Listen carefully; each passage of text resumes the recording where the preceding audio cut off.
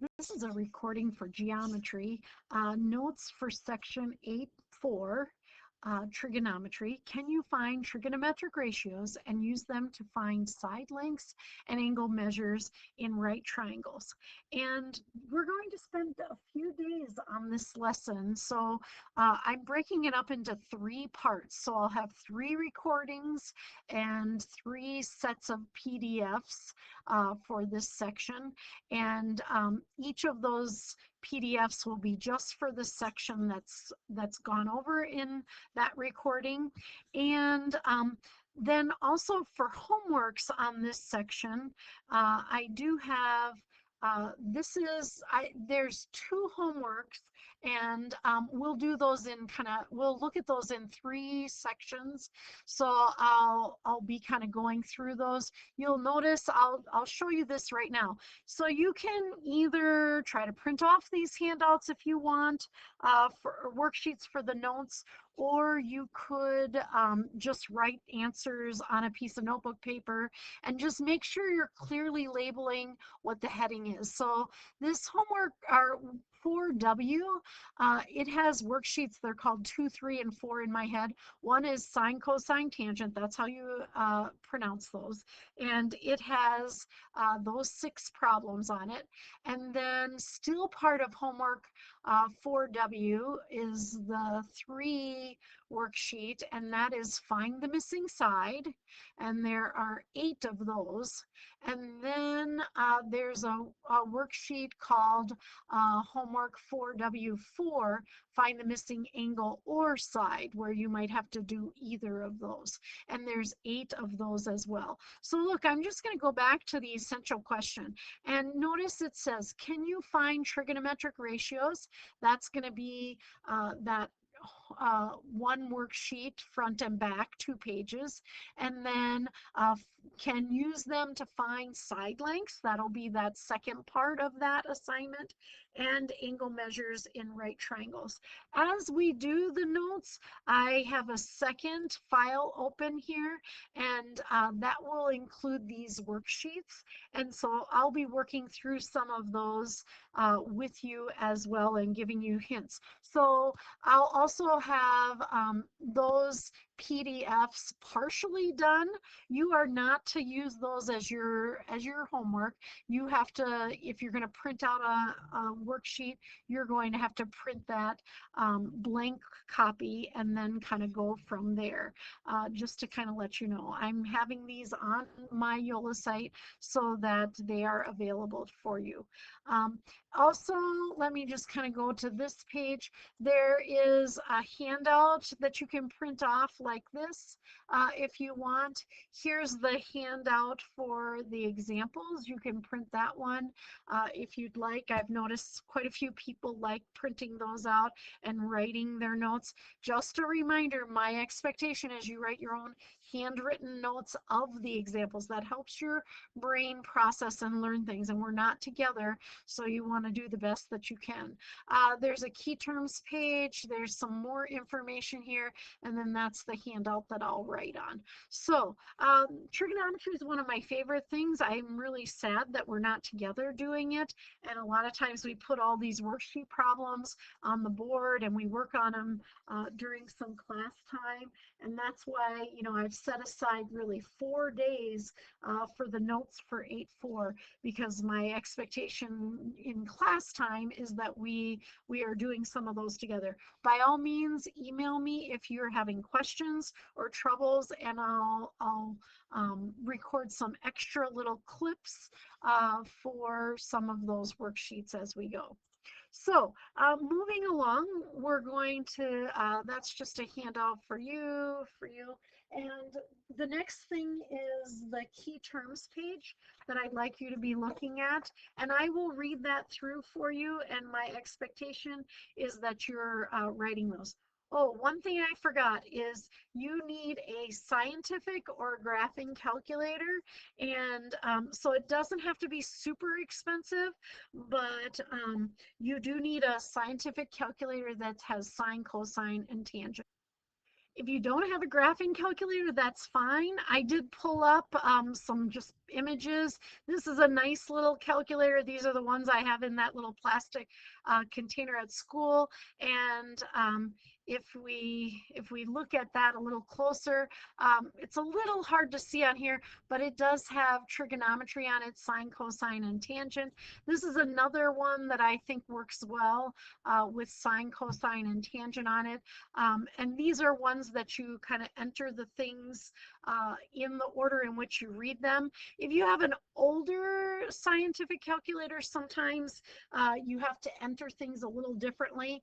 And if you take a picture of it, if you're having trouble getting these to work, you could send a picture of it to me and I'll walk you through the steps that you have to do. So here's the key terms page. Trigonometry comes from the Greek words trigon, meaning triangle, and metron, meaning measure, and uses relationships with triangle measurement. You don't have to write what's in parentheses, but if you want to, fine. Trigonometric ratio is a ratio of the lengths of two sides of a right triangle. Solving a right triangle means finding the unknown angle and side measures of a right triangle. You need to know two side lengths or one side length and one acute angle measure. And I do have this, and I'd like you to not only write it, because it should be your like guide as you're doing these things, but I also want you to try this on your calculator. And if you have a graphing calculator, it works just fine. Tangent 30 degrees is approximately 0.58. And so if you just push the tangent button and 30 and enter, it should give you 0.58. Some calculators, your graphing calculator included, are set in radians instead of degrees. So if you don't get 0.58, you need to be able to kind of manage that as you go. So if you do have a graphing calculator, I have one that I'm going to bring up here. And so on my graphing calculator, if I right now type tangent and 30 and I'll close the parenthesis to use good form. But if I press enter, notice it does not give me that 58.58. And that is because I'm going to clear that all out. And I'm going to clear this as well.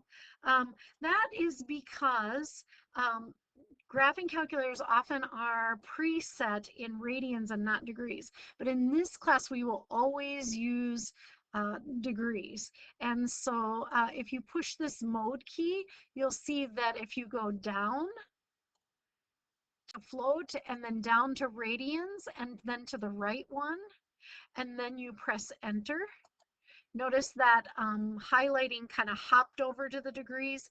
Now your calculator is in degrees. I'm going to go second and push the mode or quit key. And now I'm going to type in the tangent of 30 degrees. So tangent 30, close the parentheses, enter, and there it is. That rounds to 0.58. So that is just another thing that you're going to have to be able to manage on a calculator. If you have an older scientific calculator, sometimes you have to type in 30 first and then tangent. Those are often preset at degrees, but there's probably a little mode key there too that you can just keep pressing and it'll go degree, DEG, RAD, and GRAD, and you want degrees for that as well. And then notice it says inverse tangent of 0.58 is approximately 30, and it says try these on a calculator. So to do inverse tangent, if you look on there, it's a little hard to see here, but it's in that blue on this graphing calculator. So if we go second tangent, and we'll just type in 0.58, and close that parentheses for good form. Notice I don't have that same long decimal, but I'll press enter and it gives me about 30 degrees. And so that inverse tangent of the ratio will give you the angle. And we'll talk about that more as we go. But really right now, I just wanted you to practice on the calculator, so that you can kind of get that.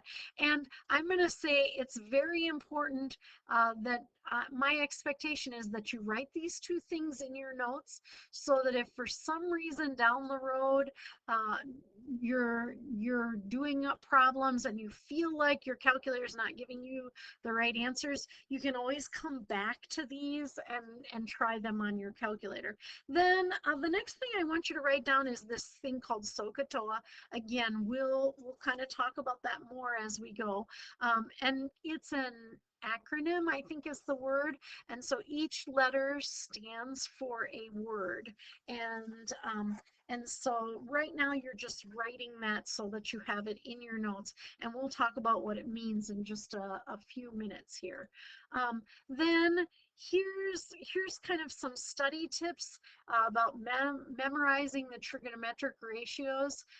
SOHCAHTOA is a mnemonic device for learning the ratios for sine, cosine, and tangent using the first letter of each word in the ratios.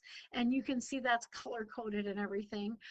We'll go over that again in a little bit, and you'll be writing that, but you'll be writing it from the handout, or if you haven't already, we'll be looking at that in a minute.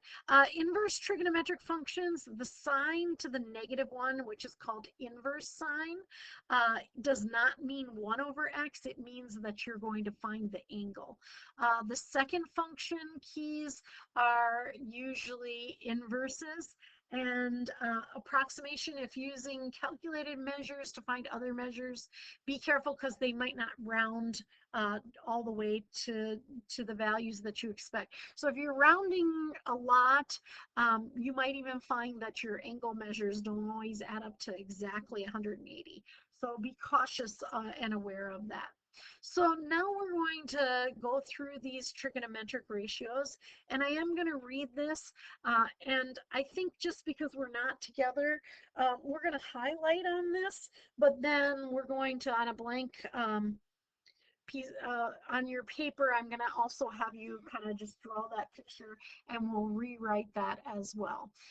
So I will read it in words. If triangle ABC is a right triangle with acute angle A, then the sine of angle A, written sine A, is the ratio of the length of the leg opposite angle A, OPP, and to the length of the hypotenuse, HYP. And so maybe you're kind of noticing that's why we did that little extra thing about labeling the sides of the triangle. And so the sine of angle A is the opposite over hypotenuse, and you want to know that, and we'll just look at angle A right now. So remember, the hypotenuse is always the hypotenuse, but if we're at angle A here and I trace this, this is the side opposite angle A, and then that is the little a over little c. And then for cosine, we'll just kind of go right to that, of A, capital A, that's the angle A, that's the adjacent over the hypotenuse, and this is the side adjacent to angle A. Is this one. So that's our three sides. And then tangent, notice, is going to be the opposite over the adjacent. And I'm going to get rid of all that yellow, but I'll if you wrote it, don't worry, because I'm writing most of that again as we go. And so the, oh, let me get rid of one more or two more. Okay, so then let me get situated here. So the sine of A, written sine A, is the ratio of the opposite to the hypotenuse. And so now I'll put kind of a box around that, and just around this rule part. And we're just going to focus on angle A because it's the same rules for angle B, but remember those opposite and adjacent kind of switch each places. And so then the cosine, which the word is C-O-S-I-N-E, but it's abbreviated C-O-S, cosine of A, the angle A, is the ratio of the adjacent to the hypotenuse. And so cosine angle A is adjacent over hypotenuse.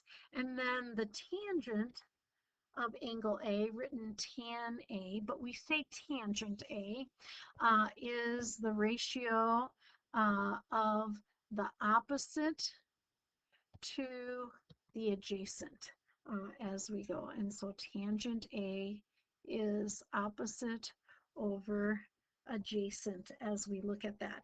And then on your paper, do maybe trace for yourself and label just the hypotenuse, because that hypotenuse is always the same. And then at the top of this handout, I didn't write this yet, but we're going to write it now. This version of everything, and you'll understand why in a minute, this version, you want to write yourself a note. It's used to find lengths of sides. Lengths of sides. So we use these versions to find the lengths of the sides. And if you have a little space there, write in that SOHCAHTOA.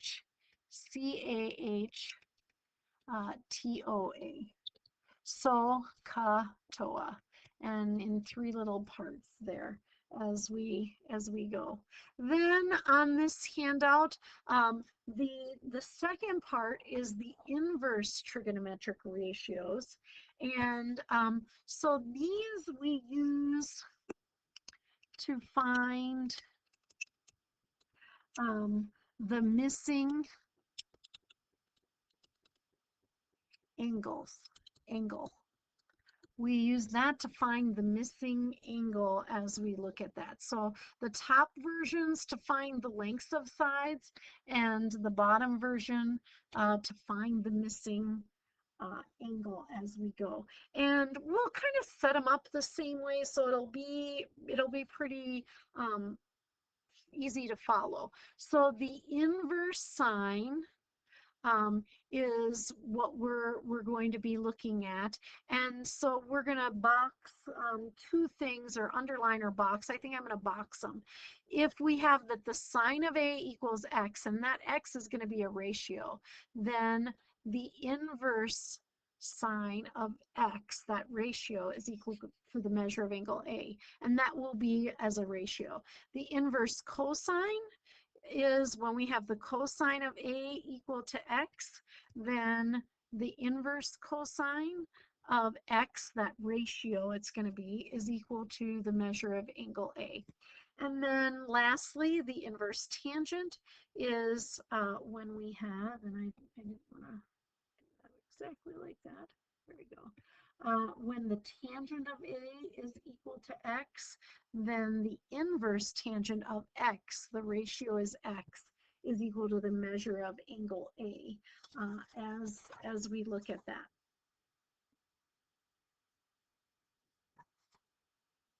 And so I am going to put just another little picture here, and I'm going to ask you to draw this picture in your notes as well.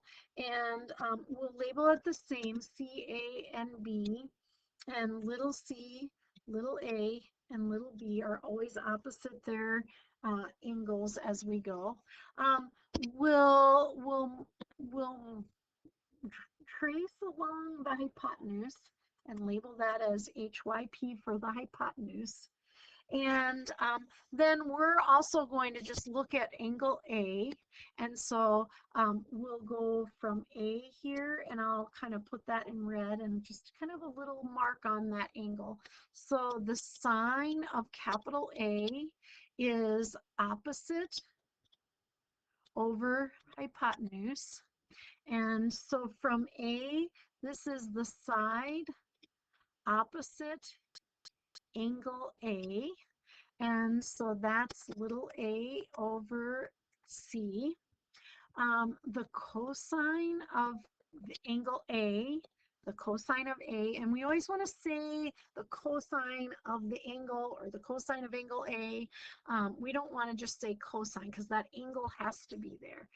The cosine of the angle is the adjacent over the hypotenuse. And so adjacent is part of that angle A. Oops. So this is the side adjacent to angle A. And so that's going to be little b over c. And then the tangent of the angle A is the opposite over the adjacent. And so for that one, from angle A, the side opposite angle A is that little a, and the side adjacent is that little b. And that's how we get SOHCAHTOA. And so I'll use maybe a gray color uh, to to do those. SOH are right there, SOH, and then CAH, the cosine of the angle is adjacent over hypotenuse, and TOA, the tangent of the angle is the opposite over adjacent, so TOA, so to speak. And then I'm gonna do the angle B ones, but really I kind of feel like I should clone this picture, and I don't know that you're gonna be able to do that, but I want to kind of have this here so that it's not just kind of all over each other as we go. And so then for this one, I'm going to use, maybe we'll put the hypotenuse again in green, so that's kind of that same thing. Oops, I don't have that as thin as I want it. HYP. So that hypotenuse stays the same, but now, and I think, actually, I think I'm going to use this yellow. I know I don't use that very much, but if I think of angle B now, this is the side. Maybe that's too late. I take it back. Um, so maybe I'll use this purple color, or maybe a little lighter purple color. I think we'll be able to see that. So nope, that's not going to work either. Maybe I'll go to my colors and find something that I haven't really used. I guess I'll use this orange. I'm pretty sure it's just the orange that I have over there. So if this is angle B, if I trace that angle, the side that's not traced is the side opposite angle B.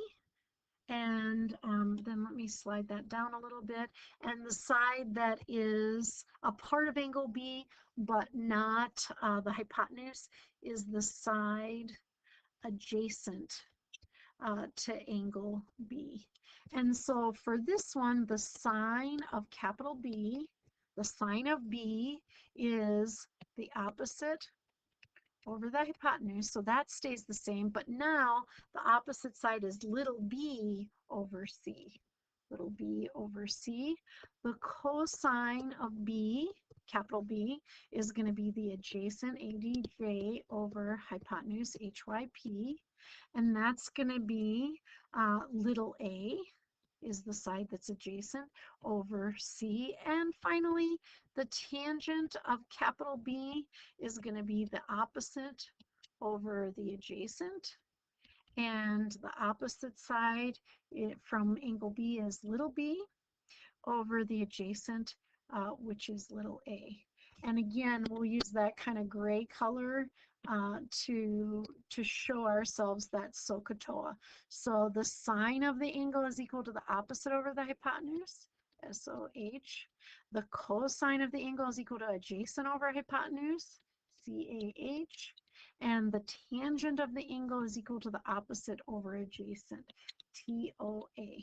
And so students usually find that if you can write that at the top of your paper and you have access to that, you can kind of do a lot of problems in trigonometry. Now, if we were all together, I would be pointing to these, and I would be calling on people to make that sentence over and over again. And I encourage you to do that as well. And I'll kind of put those in yellow. So if I pointed to this one, you would say the sine of an angle is the ratio of the opposite over hypotenuse. And then if I pointed to this one, you would say the cosine of an angle is the ratio of the adjacent over the hypotenuse. And you can kind of look at it right there, but just kind of filling in the words. And then the last one, if I point to that one, a person would say the tangent of an angle is the ratio of the opposite over the adjacent. And so that sentence frame is meant to be blank, and you say the things that go with these different parts. And you know, if we were in class, I'd have you recite it to a person next to you and point to those and things like that. So we'll just leave that blank, and if you want to get good at trigonometry, which I hope you do, then that's a good thing to practice. You could have your mom or dad or your sister or brother or somebody in your household point to those and have you recite those little sayings to them, and hopefully you would do well at that.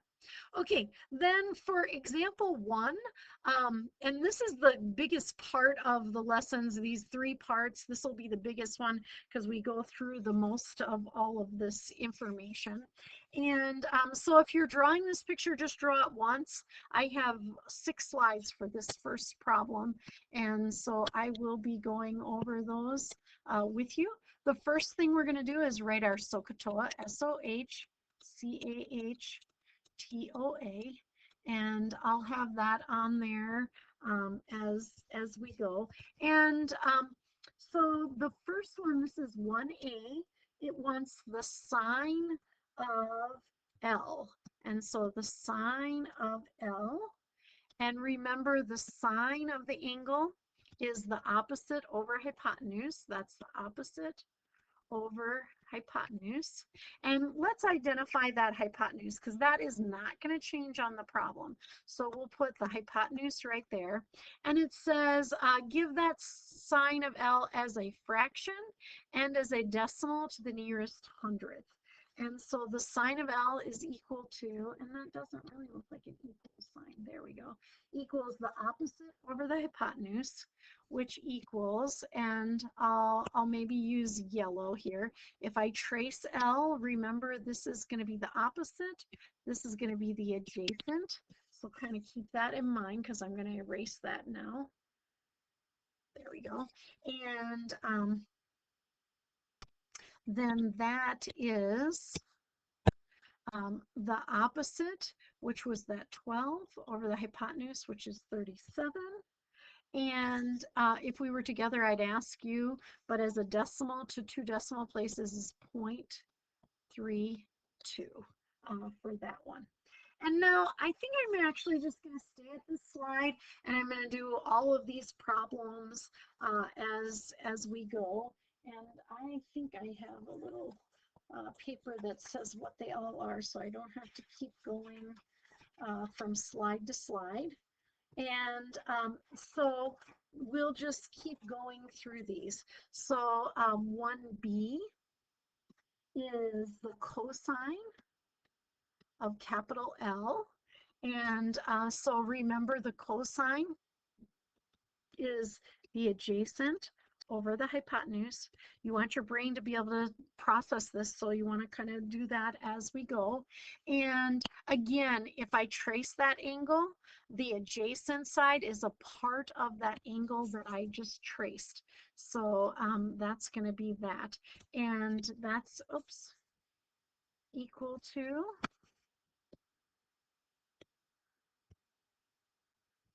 equal to the adjacent, which was 35, over the hypotenuse, which is 37, or, and to 2 decimal places for that one, 0.95 is that one.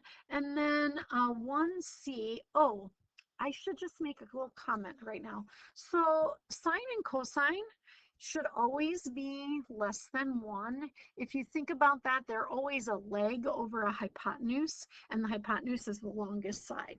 Tangent, though, can be either less than or greater than 1. And sometimes if you do that wrong, when we get to using our calculators, it will give you an error message. And so I'm not there to help you with that. So make sure that you're cautious of that. 1C is to find the tangent of L. And so again, I'm going to trace L here. And the tangent of L, I'll highlight that in a minute, is the opposite. And this is the side opposite over the adjacent. So that's what we're going to be looking for this one. And then I'll go back to blue. So the tangent is the opposite over the adjacent, and that is 12 over 35. And you're hopefully doing that on a calculator. It's always good to follow along with a calculator, because in case we have to type something in and we haven't been practicing, then it can be a little bit harder as we go. Now, the other ones are going to be related to angle N, and I think I'm going to do this one a little bit differently. I'm going to just trace that angle N and write my things in, and then I'm going to erase them at the end. So angle N is right there. The side opposite angle N is this 35, and the side adjacent to angle N is that 12. And then I'm just going to go over these, and then I'll kind of get rid of that, because I tend to not want to leave those adjacents and opposites on there, because sometimes then I forget that that label doesn't work for everything. So 1D is to find the sign of capital N. And so sign is of capital N is, now we'll go just a little bit faster. So the sign is the opposite over the hypotenuse. So there's angle N, and the opposite is that 35 over the hypotenuse, which is the 37. And notice now, when we get that decimal, that's 0.95. And so you might be noticing something as we go. 1E is to find the cosine of capital N. And so the cosine, if we remember, is the adjacent over the hypotenuse. So that's going to be the 12 over 37. And that is, as a decimal, 0.32. And then 1F, you can probably guess what that's going to be. And that is going to be the tangent of capital N. And the tangent is the opposite over adjacent, so 35 over 12. Or when we get the decimal for that, that is 2.92. So just some things to notice before we move on. The cosine of L and the sine of N were the same. And the sine of L and the cosine of N were the same. But notice the tangent, one of the tangents is less than 1, one of the tangents is greater than 1. And so just some things to kind of keep in mind as we go. Now, I have all these slides. I'll probably just kind of delete those before we go on. And so now the directions are to do this worksheet. And I really, really encourage you to do these worksheets one piece at a time as we go, and then do that homework from the book as a very last thing. So I am going to pull up this homework 4W. So what we're looking at right now is homework 4W, and it's labeled as 2, and the reason it's 2 is because we had that 3 extra. That was the first one of these. So it says find the missing side of each right triangle, so we have to use the Pythagorean theorem to do that, to the nearest tenth, and then write each trig ratio as a fraction. No need to simplify your fractional answers for that. And so we're not going to do the decimal part of this. We're just going to do that fraction as we go. And so I'm going to look at problems 1 and 3 here with you, and we'll kind of go from there. First thing I would always do is identify the hypotenuse. That's also going to help you with the Pythagorean theorem. And so then this is one of those legs. We should be at a point where we can say, okay, it's going to be the square root of the hypotenuse squared minus the opposite side squared, the other leg squared, excuse me, and that's the square root of 100 minus 64, and that's the square root of 36. So this side right here is going to turn out to be 6. I might just move this. Oh, well, just that 6 is going with it. I'm going to move this over a little bit and move that 6 closer in, just so that it's easier to see. Okay, and definitely I would write on my paper SOHCAHTOA, SOHCAHTOA, and I kind of separated them a little bit as we go. And so then we'll just kind of go through these as we look at this. And I'm just going to make a little tiny mark like that for that angle A, so that I can see it. And this is the opposite from A, and this is the adjacent. And so I'll kind of leave those in that light color, and then I'll write my answers. So the sine of the angle is opposite over hypotenuse. So that is 8 over 10. The cosine of A is adjacent over hypotenuse, so that's 6 over 10. And the sine of O, and that's all it has. And yes, you do have to follow the order because things are a little mixed up. I forgot to tell you that. So we'll do all the ones with A's on them right now.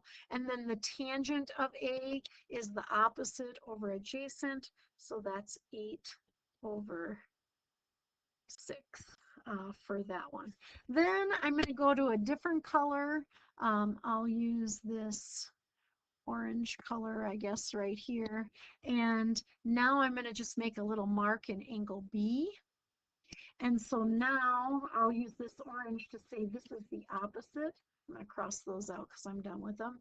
And this is the adjacent. So those switched places. The hypotenuse, of course, stays the same. So the first one we'll do is the sine of B. Sine of the angle is the opposite of over hypotenuse. And so that's going to be 6 over 10. The cosine of angle B is the adjacent over the hypotenuse. So that's going to be 8 over 10. And it's a little hard for me to see now, but I'm guessing it's the tangent of B. Yeah. So the tangent of B is the opposite over the adjacent. And so from there, the opposite is 6, the adjacent is 8. So it's 6 over 8. So I would suggest, we just went through that one. I would suggest you do these 4 problems on this side, and then these 2 all right at one time, so that you can be successful on that. And then I'm just gonna, since I'm looking at this very last one, I'm just gonna remind you that the hypotenuse is right there. And on this one, to find the hypotenuse, you're gonna take 6.3 squared plus 3.5 squared, and then the square root of that to get that to the nearest tenth. And I'll leave that for you. And again, you'll want to write TOA at the top of your paper, probably for all of these problems that we do. And that concludes part 1 of these notes for section 8.4.